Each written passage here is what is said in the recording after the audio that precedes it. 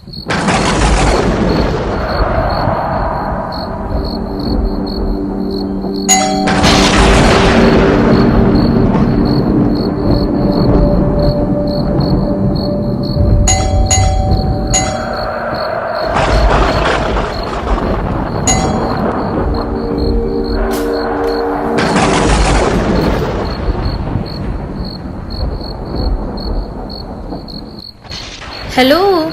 Excuse me.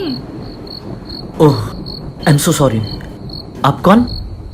मैं रोजी।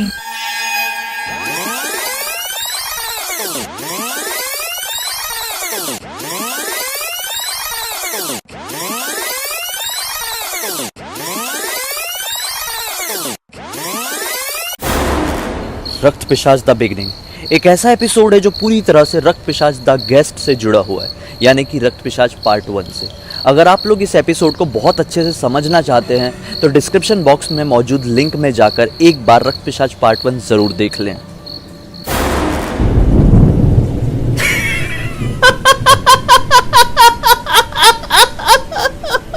So sorry, so sorry.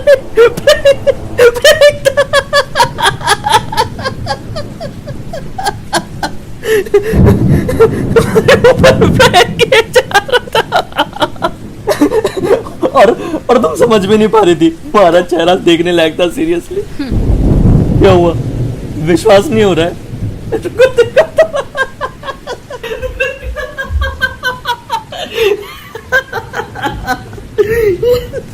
देखो, इतनी देर से वीडियो शूट हो रहा था, तुमने देखा ही नहीं। ये नहीं देखा, चलो समझ में आता, छुपा के रखा था। सिल्वर बटन भी नहीं देखा, वो देखो।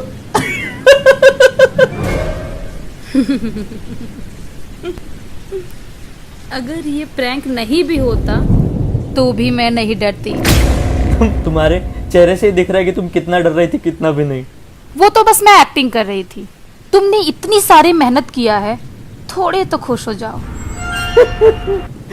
मैं तुमको सच बताऊं, तुम्हारे ऐसा बोलने से कि तुम बिल्कुल भी नहीं डरी, मैं ये नहीं मानने वाला कि तुम नहीं डरी हो। डर तुम्हारी आंखों में क्लियर क्लियर दिखाई दे रहा था। डर तो तुम्हारी आंखों में भी दिख रहा था, उस रक्त पिशाचनी का। और तुम अभी भी डरे हुए हो। रक्त पिशाच नहीं, मैं नहीं डरता। मैं क्यों डरूं? तुम्हारे ना बोलने से कुछ बदलने वाला नहीं है। मैं किसी रक्त पिशाचनी के बारे में किसी से बात नहीं करना चाहता। अगर तुम चाहो तो मैं तुम्हें उस रक्त पिशाचनी से बचा सकती हूँ। रक्त पिशाचनी से? कैसे? उसके लिए तुम्हें मेरे साथ 25 साल पीछे चलना होगा।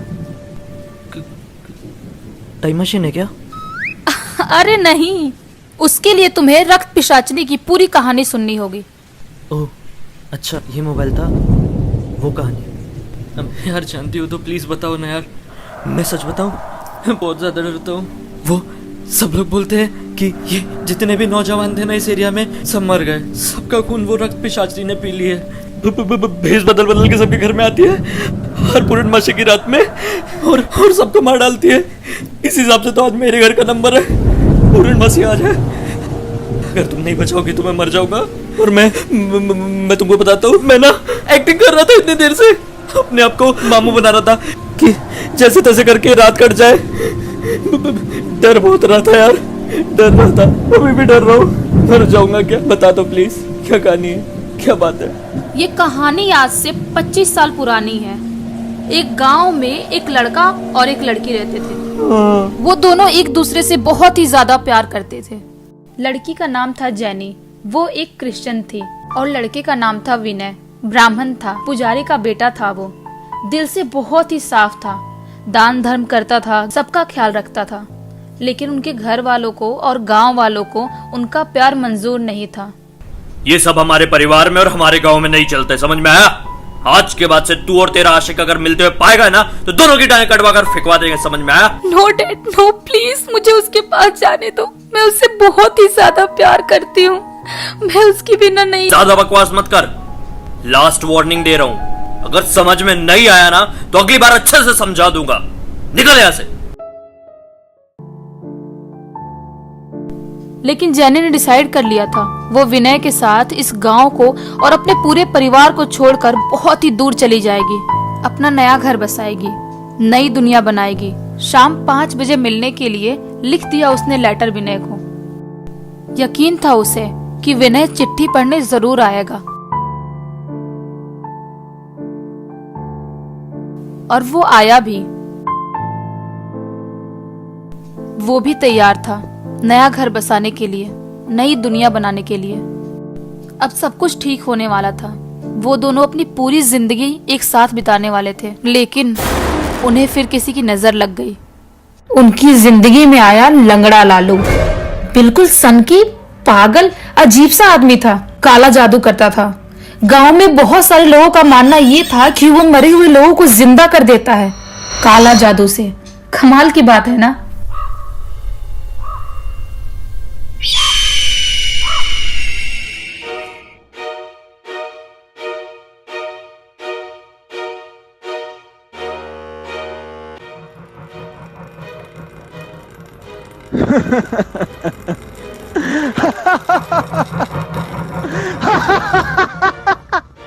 वो दोनों तो निकल गए थे।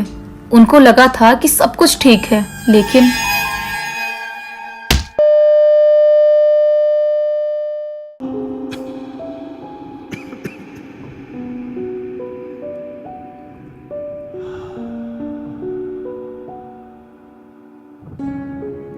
जेनी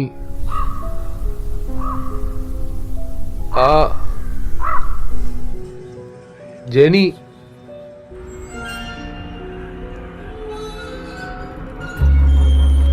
ज्यादा तड़पने की जरूरत नहीं है। तू ना मेरी शक्तियों के वश में है। तू चाहकर भी यहां से निकल नहीं सकता। तू है कौन? और जेनी कहाँ है? जैनी, तेरी जैनी से ही अब ये दुनिया बदलेगी।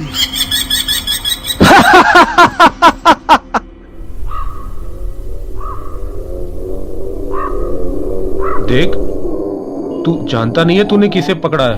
मुझे और मेरी जेनी के साथ मुझे यहाँ से चले जाने दे। अगर तूने मुझे यहाँ से जाने नहीं दिया ना तो तू सोच भी नहीं सकता कि तेरे साथ क्या होने वाला। मेरा जो भी करना है बाद में करना, पहले खुद को बचा।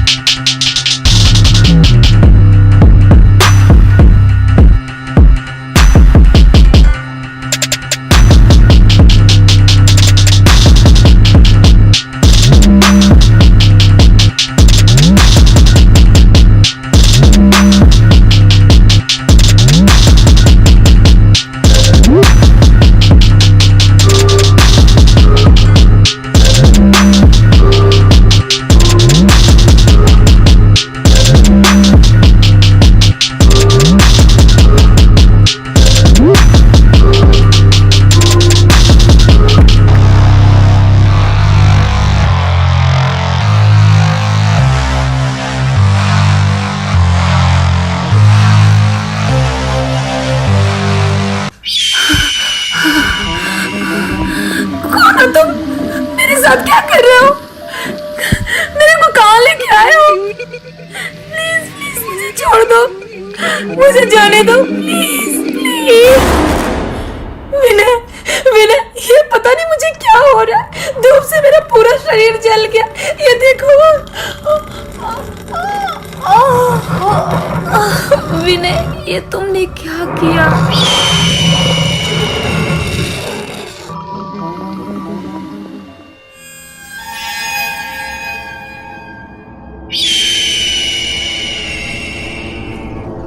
और इस बार 25 साल बाद उसकी आंखें खुली। लेकिन इस बार ये दुनिया उसके लिए बहुत अलग थी। वो अभी भी जवान थी, लेकिन धूप से उसकी पूरी बॉडी जल रही थी। चारों तरफ बिल्डिंग ही बिल्डिंग दिख रही थी। उसका सिर फटा जा रहा था, ट्रैफिक की आवाज आ रही थी।